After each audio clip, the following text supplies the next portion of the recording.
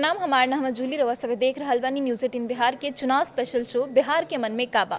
बिहार में मतदाता सत्यापन के पहला चरण लगभग पूरा हो गईल बा और लगातार निर्वाचन आयोग के अधिकारी गांव-गांव में जाके मतदाता सत्यापन के काम कर रहल बा लोग। बाकी एकरा के लेके सियासत भी खूब हो रहल बा। अब तक मामला सुप्रीम कोर्ट तक पहुंच गईल बा। 20 जुलाई के मामला पर सुप्रीम कोर्ट में सुनवाई हुई। बाकी एकरा के लेके कंफ्यूजन के बाद बिहार में लगातार कहल जा रहल बा। विपक्ष के आरोप बा कि निर्वाचन आयोग कंफ्यूजन पैदा कर रहल बा और खुदे कंफ्यूज बाटे। तो आयोग के कहना बा कि जे आरोप लगा रहल बाड़े उ लोग आदेश के ठीक से पढ़ला ही नहीं खे, यही से उ लोग के कंफ्यूजन हो रहल बा।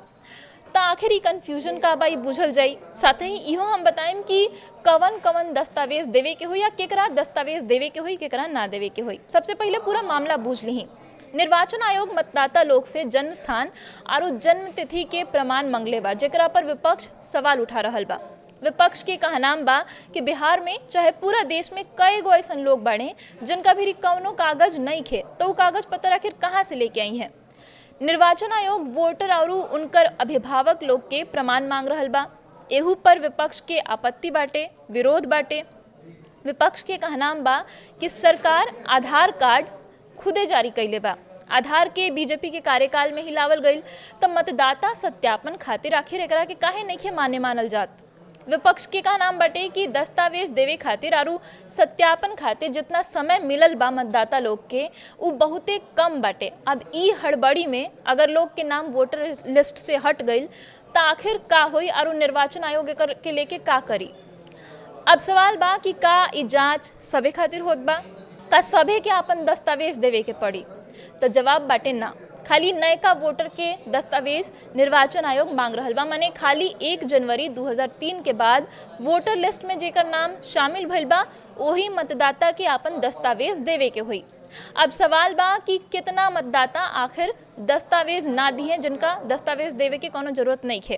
तो देखिए कि 2003 से पहले 4,96,00,000 मतदाता जो वोटर लिस्ट में शामिल रहलन उनका कवनो दस्तावेज कवनो कागज पत्र देवे के जरूरत ना हुई। उ लोग खाली जवन फार्म मिलता ओकरा के भर के और निर्वाचन आयोग के अधिकारी के लौटा देवे के हुई।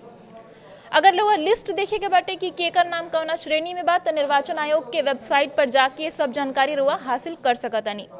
अभी जान ली कि कवन कवन दस्तावेज देवे के हुई।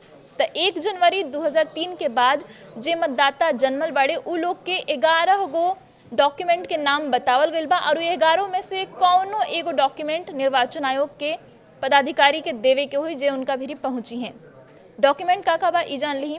केंद्र राज्य सरकार और सार्वजनिक उपक्रम में कार्यरत कर्मी के पहचान पत्र, पेंशन भुगतान आदेश रवा दे सकतानी। 1 जुलाई 1987 के पहले सरकारी स्थानीय प्राधिकार बैंक, पोस्ट ऑफिस, LIC और पब्लिक सेक्टर उपक्रम से जारी ID दस्तावेज भी दे सकतानी। सक्षम प्राधिकार से जारी जन्म प्रमाण पत्र भी एहमें देल जा सकता। पासपोर्ट के भी मान्य दस्तावेज मानल जाई। मान्यता प्राप्त बोर्ड, विश्वविद्यालय के पास मैट्रिक चाहे अन्य शैक्षणिक प्रमाण पत्र मतलब 12वीं चाहे ग्रेजुएशन के प्रमाण पत्र भी एहमें मान्य हुई। स्थायी आवासीय प्रमाण पत्र भी रउआ दस्तावेज के तौर पर निर्वाचन आयोग के दे सकतानी। वन अधिकार प्रमाण पत्र के भी मान्य बतावल गईल बा 11 गो दस्तावेज में। सक्षम प्राधिकार द्वारा पास OBC, SC, ST जाति प्रमाण पत्र के भी 11 गो दस्तावेज में शामिल कईल गईल बा।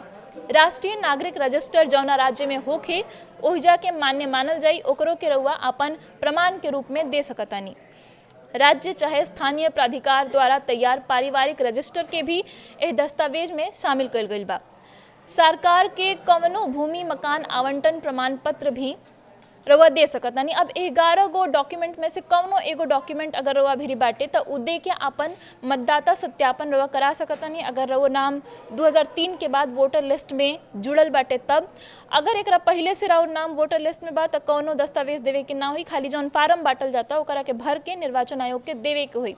तो एकरे के लिए पूरा कंफ्यूजन हो रहल बा। विपक्ष के आरोप बाटे कि 11 गो दस्तावेज कहल गईल बा। अब कहाँ से गांव देहात के आदमी 11 गो दस्तावेज लेके आई। बाकी निर्वाचन आयोग अब साफ कर देले बा कि पहला बात तो कौनो जौन प्रक्रिया रहे ओकरा में बदलाव नहीं भइल आदेश के अच्छा से अगर पढ़ ली केहू तो पूरा कन्फ्यूजन दूर हो जाए। दूसर का बात कि जौन 11 गो डॉक्यूमेंट के नाम जारी कर गई बा ओमें से 11 गो नहीं देवे के, खाली एगो कोनो डॉक्यूमेंट देवे के बाद जौना से सत्यापन हो सके। अब एक बाद भी अगर रवा कोनो कन्फ्यूजन बा तो हमरा से कमेंट में पूछी। बाकी अभी वीडियो में अपने धन्यवाद।